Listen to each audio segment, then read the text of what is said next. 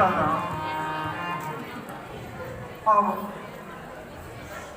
संध्या का समय हो गया। जाओ पुष्प वाटिका से कुछ पुष्प ले आओ। जैसी आज्ञा प्रभु।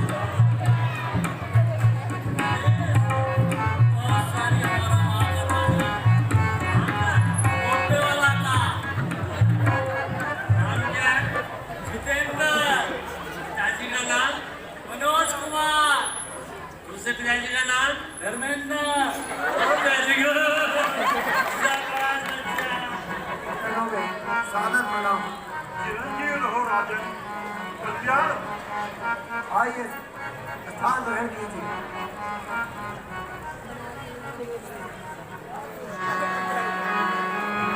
हुई हुई हुई हुई हुई हुई हुई हुई हुई। इस सारे किलमेन टाउन में मैं छाया हूँ। अच्छा, इस सारे किलमेन टाउन में मैं छाया हूँ। धनुष उठाकर फेंक दूंगा, मैं मोमो खाकर आया हूँ। हुई हुई हुई हुई। और महाराज मैं चाहूँ तो इसे तोड़ दूं खेल ही खेल में। मैं चाहूँ तो इसे तोड़ दूं खेल ही खेल में, और चाहूँ तो आग लगा दूं मैं मिट्टी के तेल में। मेरे बीच में तेरे मेरे बीच में कैसा है ये धनुआ पुराना, कैसा है ये धनुआ पुराना। मैंने इसे तोड़ना किसी ने न तोड़ना, मैंने इसे तोड़ना। लज्जा करो, लज्जा करो, हे छाती उबार कर चलने वाले वीरों, लज्जा करो। वीरता के नाम को कलंकित करने वाले रघुकुल को लज्जा करो, लज्जा करो। कुछ होश से बातें करो राजा जनक। ऐसी बातें करना मुनासिब नहीं, और क्षत्रिय वंश का हो गया खात्मा, ये जुबा पर भी लाना मुनासिब नहीं। हे राजन, इतनी ढिठाई वीरों का अपमान करते हुए जरा भी लज्जा नहीं आई? जो मुंह में आया सो कह डाला। श्री रामचंद्र जी के उपस्थित होते हुए वीरों का जो अपमान किया है, रघुवंश के दो धनुर्धारी उपस्थित हो, वहां ऐसे कड़वे वचन कहना भी नामुमकिन है। वृक्ष के समान है सब। यदि भ्राता जी की आज्ञा होती तो अभी इसका बदला चुका देता। धनुष, ये भोगा धनुष कुछ भी नहीं है वीर के आगे। उड़ा दो पर्वतों तक को, जो है वीर के आगे।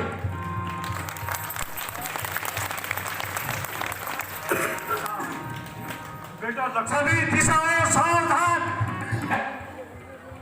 आप श्री रामचंद्र जी धनुष को तोड़ने जा रहे हैं। कहीं ऐसा ना हो कि पृथ्वी डगमगा जाए, इसलिए तुम सावधान रहना। और मैं भी अपने स्थान पर सावधान रहूंगा।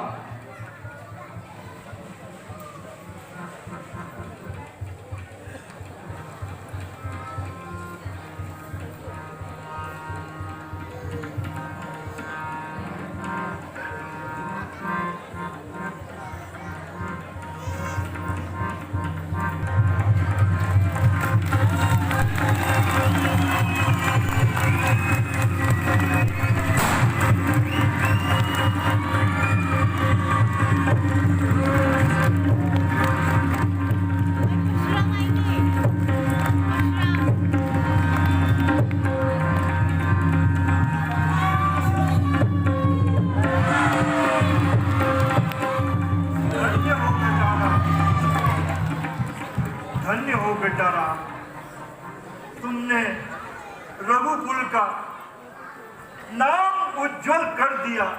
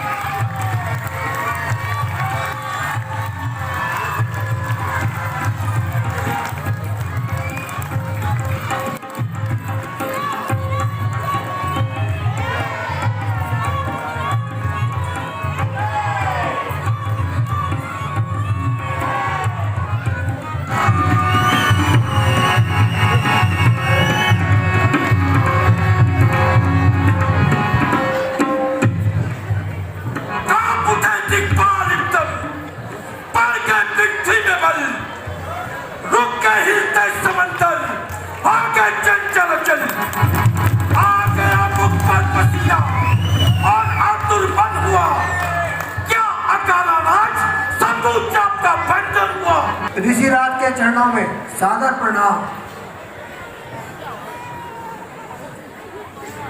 आइए महाराज, स्थान ग्रहण कीजिए। ठीक है।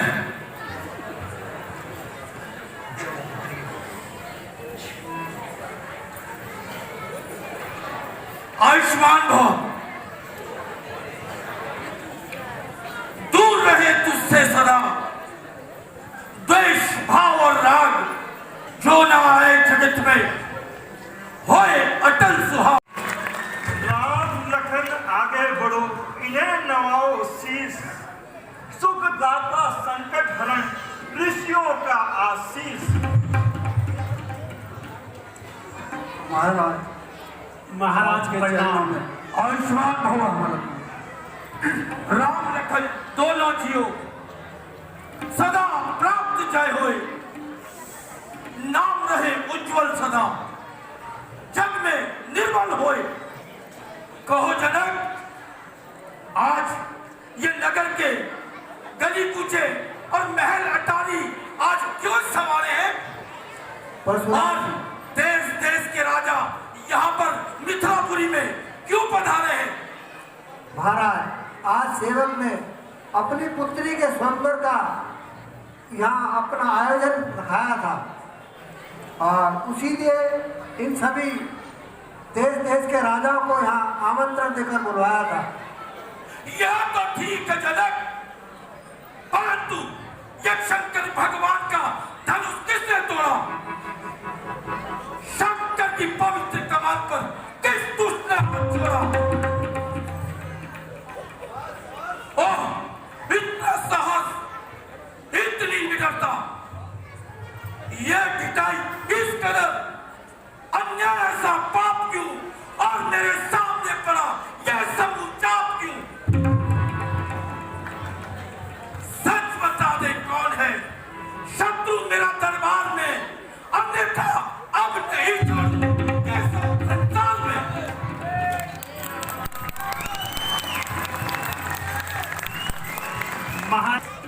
इतना क्रोध न कीजिए। शंभू चाप तोड़ने वाला आपका ही कोई सेवक होगा। सेवक? मेरा सेवक? किसका सेवक? शंभू चाप को तोड़ने वाला मेरा सेवक? ऐसा कदापि नहीं हो सकता। मान का बैरी है वो, पुतला है अभिमान का, और जिसने तोड़ा है धनुष शत्रु है मेरी जान का। मिला रहे हैं, और आखिर ये क्रोध किसे दिखा रहे हैं?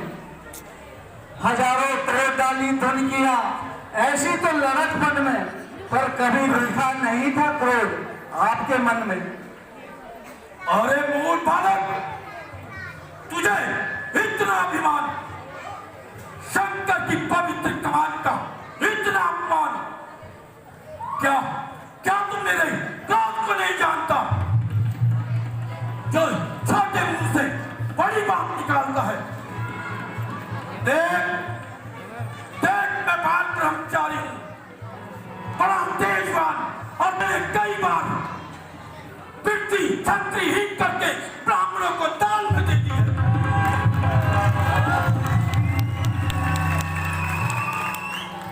महायमराज के फंदा मेरे परसे की धारा है, इस परसे से मैंने सहस्त्र बाहु को पछाड़ा है।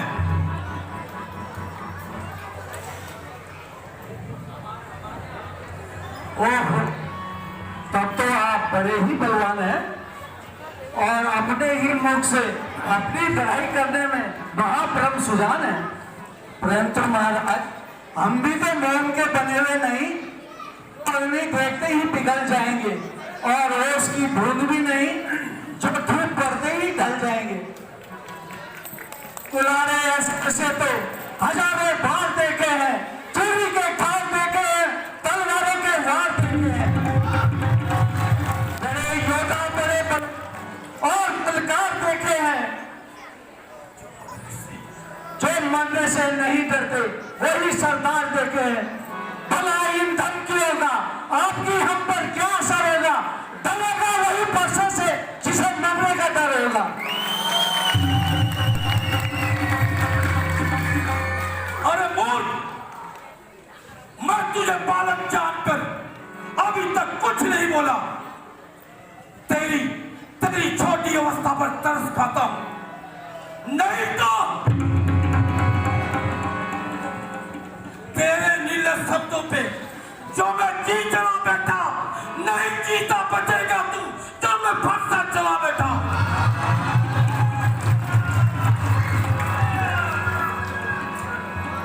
क्यों नहीं? आप निसंदेह वैसे ही हैं, परंतु महाराज, कहरों के मामले में वीर की कब शान है, दुख न देगा दीन को। जानाई, अरे बोल, समझ, सीधा यम के द्वार पहुंचा दूंगा। जितना मैं सीधा चला उतना ये टेढ़ा हो गया, और जिस कदर नरमी बढ़ी दूल्हा पे खेला हो गया। अब नहीं छोड़ूंगा तुझे जीता इस संसार में। क्रोध की धार आई और तेरी दाल में। तो महाराज, आप बार बार किसे सुना रहे हैं? जो कुछ करना जानना है शीघ्र ही क्या नहीं कर दिखाते? क्या किसी की सम्मति लेनी है ऐसे काम में? कर दिखाओ बस कुछ, नहीं तो पट्टा लगेगा नहीं। कठोर बालक, शायद तुझे इस संसार में जीना दुआरी हो गया। बहुत बच्चा है अभी, क्या जीना भारी हो गया? ऋषिराज शांत, बालक पर क्रोध करना साधु का धर्म नहीं, इस प्रकार लड़ना झगड़ना ब्राह्मण का कर्म नहीं। महाराज, ऐसा मैंने आपको क्या कह दिया? आप तो व्यर्थ ही क्रोधित होने लगे।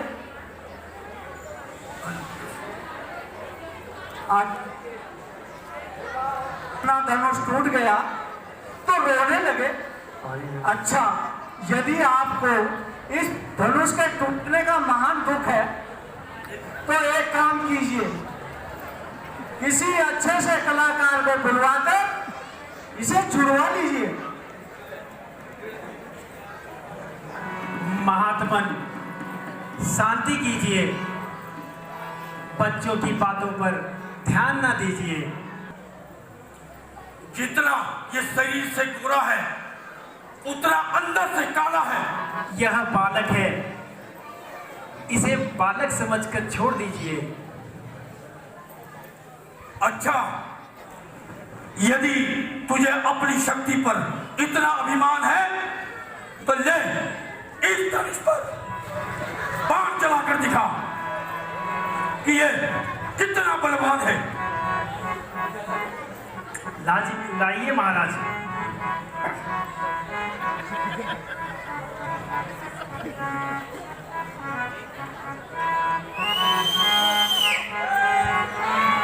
धन्य हो हे प्रभु, धन्य हो।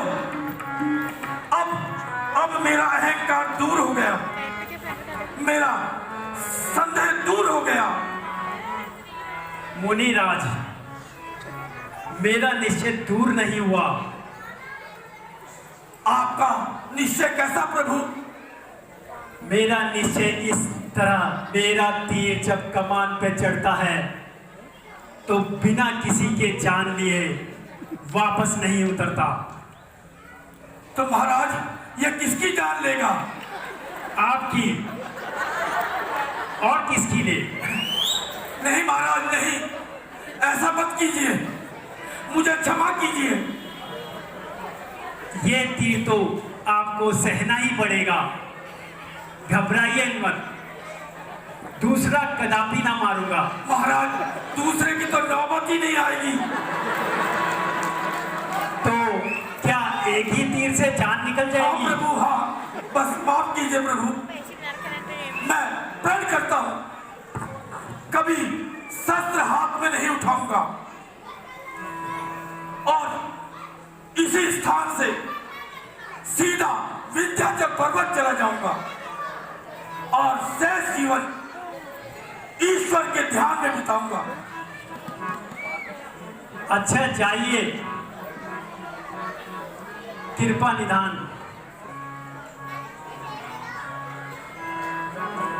अच्छा प्रभु। मिश्रा जी, भोजन तो करते जाइए। अरे महाराज, बस बस बस, अब कुछ नहीं चाहिए महाराज।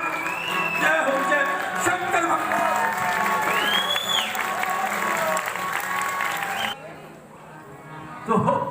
तो रानी, आज क्या मैं मिथ्या वचन हो जाऊं? ये तुम क्या कहने लगी प्रिय?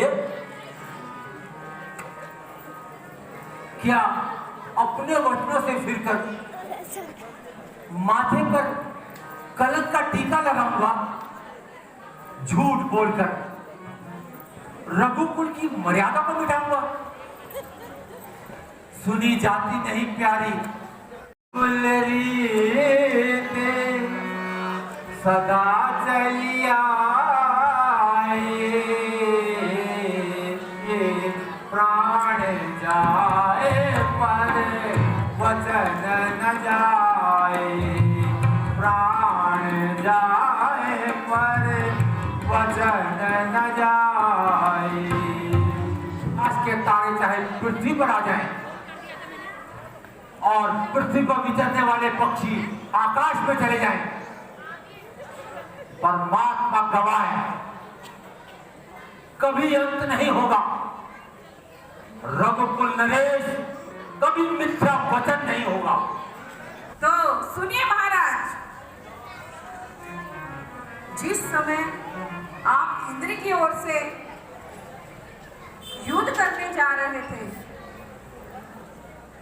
तो आपने मुझे 2 वर देने के लिए कहे थे महाराज। हाँ, हमने कहा था, अवश्य कहा था। 2 क्या, तुम 4 वर मांगो रानी, 4 वर मांगो। सुनो महाराज, प्राणपति, प्राणनाथ, वर मैं आज अपने मांगती हूँ। कौशल्या नंदन के बदले तो निज सुत का राज्य मांगती हूँ। वर की जो मेरा दूसरा है, सुन लो महाराज, कंपित मत होना। क्षत्रिय नरेश कहलाते हो तो अपने प्रण से विचलित मत होना महाराज। नाम जो राजा हो रहा,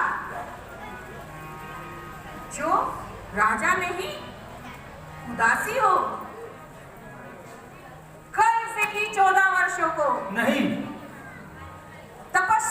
वनवासी हो।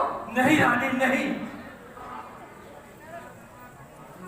हे बाप, इस राज पर क्यों करती है न्याय? बदले ये किस बात के लेने लगी हाय?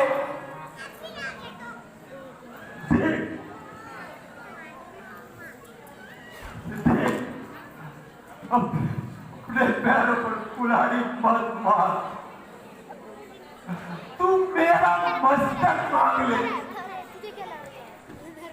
मैं बड़ी आसानी से दे सकता हूं, मगर राम का मन दूर कर।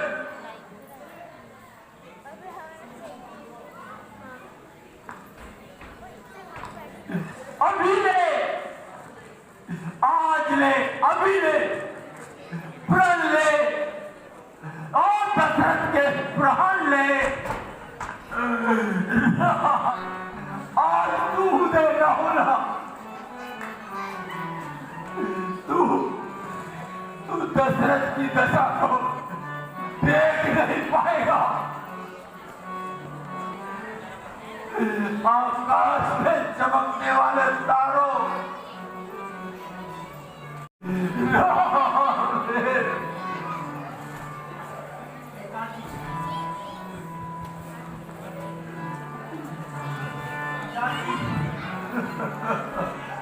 आज ये कैसी दशा बना रखी है?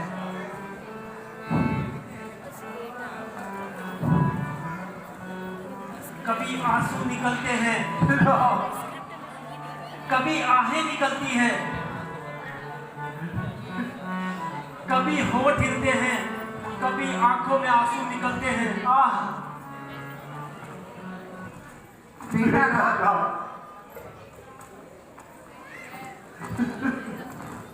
शीघ्र जाकर माता कौशल्या से आज्ञा लेकर आइए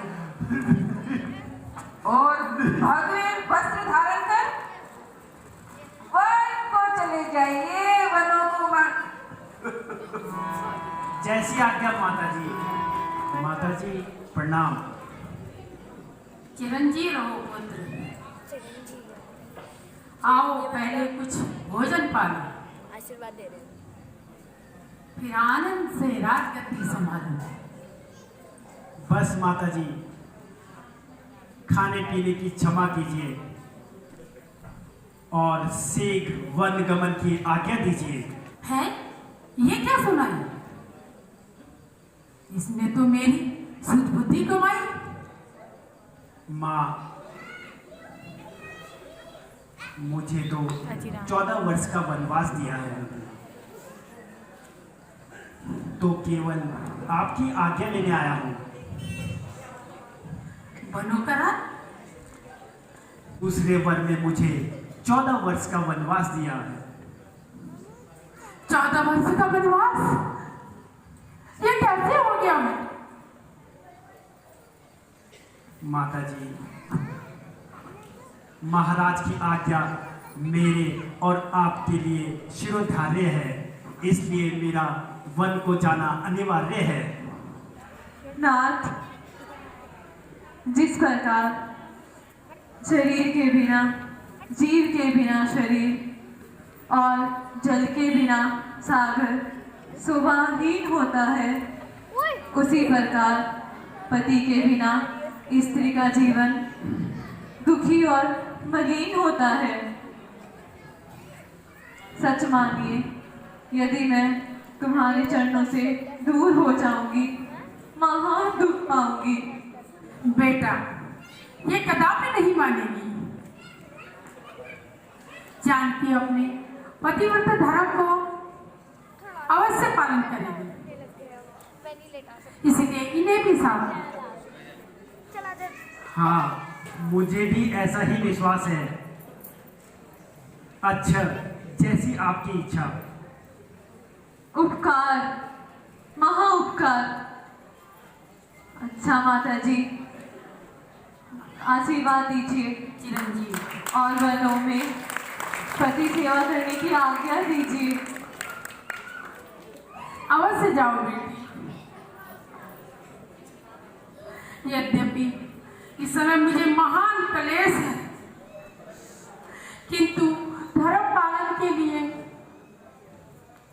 तुम्हें आनंद मन से विदा करती हूँ।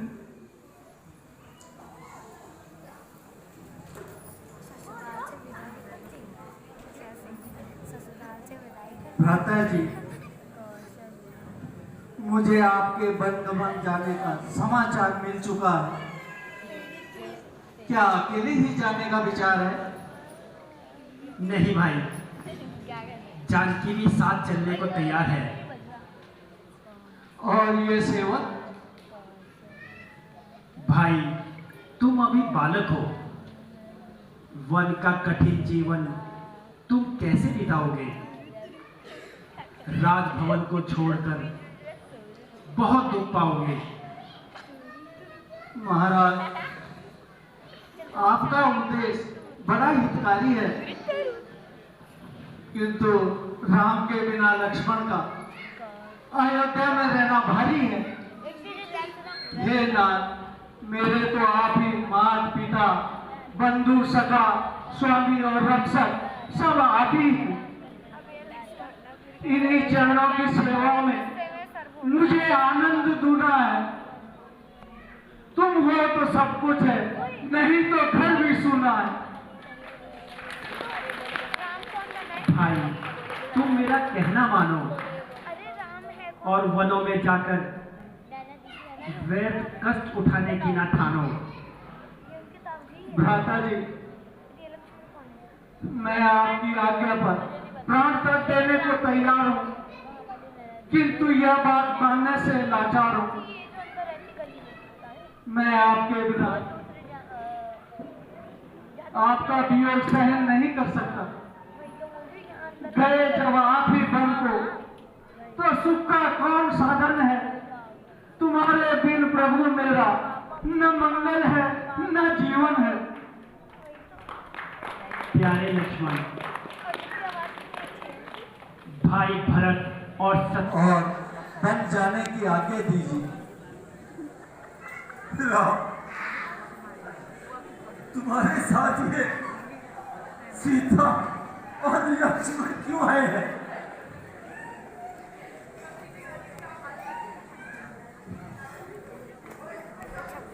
पिताजी, मैंने इनको बहुत समझाया, परंतु ये नहीं माने। इसलिए माताओं की आज्ञा से इनको साथ लाना ही पड़ा।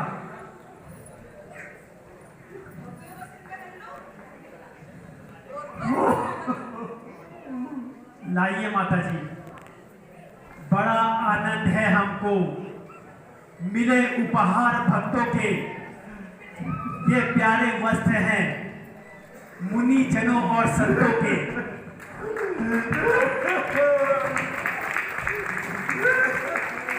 पिताजी,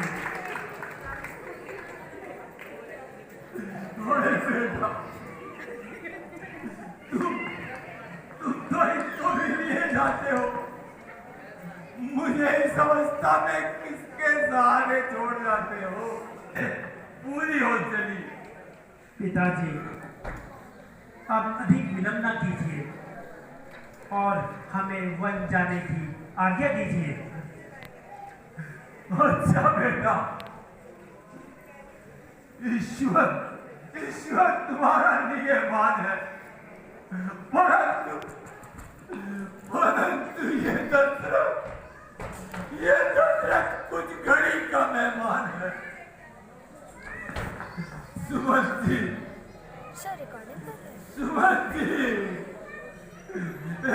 सुमति, देखो देखो मेरी फुलवारी जा रही है। तुम भी इनके साथ चले जाओ और वन दिखाकर और गंगा स्नान कराकर अपने साथ वापस ले आना। ओ